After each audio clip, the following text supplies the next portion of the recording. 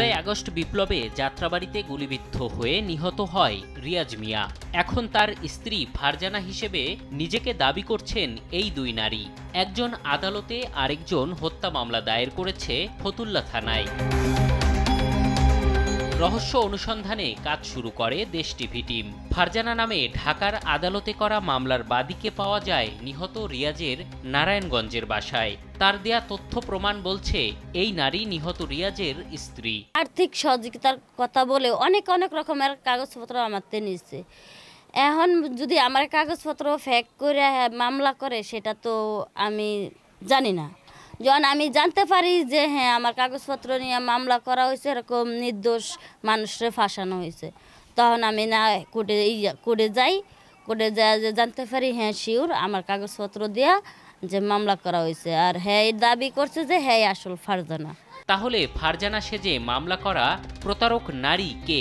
জানতে তার মামলার কাগজপত্র ঘাটাঘাটি করলে বেরিয়ে আসে মামলা বাণিজ্যের প্রমাণ। ইতিমধ্যে টাকার বিনিময়ে আসামিদের অব্যাহতি দিতে হলফনামাও দেয়া শুরু করেছে সে। হলফনামা দেওয়ার ব্যবস্থা করা আইনজীবীর কাছেও মেলেনি ফারজানা সেজে প্রতারণা করা নারীর ঠিকানা। আসলে নাম্বার রাখা হয় না, যেহেতু উনি আমার লং টাইম ক্লায়েন্ট না, উনি আসছে হলফনামা করতে। উনি বলছে আমি নাম্বার চাইছি, বলছে যে ভাই এজাহারের কপিতে আছে, আর আমরাই তো আপনার কাছে আসবো, আপনার ফোন করার দরকার নেই। ঠিক আছে, আমি সরল বলছি ঠিক আছে।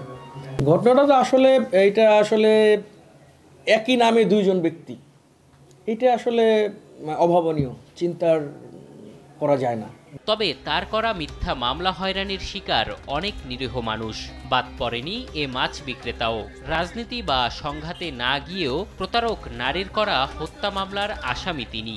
এই মামলার যে বাদীর স্বামী মারা গেছে, উনি এই মামলাই করেনি, এই মামলা ফ্রড, অন্য একটা মহিলাই মামলা করছে।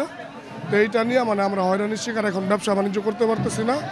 বিষয়টি বুঝতে পেরেছে ফতুল্লা থানা পুলিশ। অফিসার ইনচার্জ জানান মামলাটি খারিজের আবেদন করবেন তারা। স্যাররাও এটা নিয়ে উদ্বিগ্ন যে দুইটা বাদে কী করে হয়, ঠিক আছে। তো আমরা এটা ইনভেস্টিগেশন পর্যায়ে আছে, এটা দ্রুত আমরা নিষ্পত্তি করে দেবো।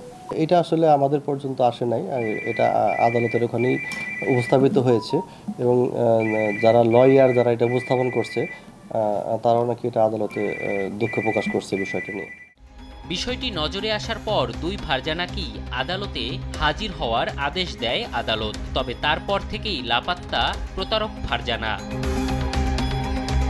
এম এ আজিম, দেশ টিভি, ঢাকা।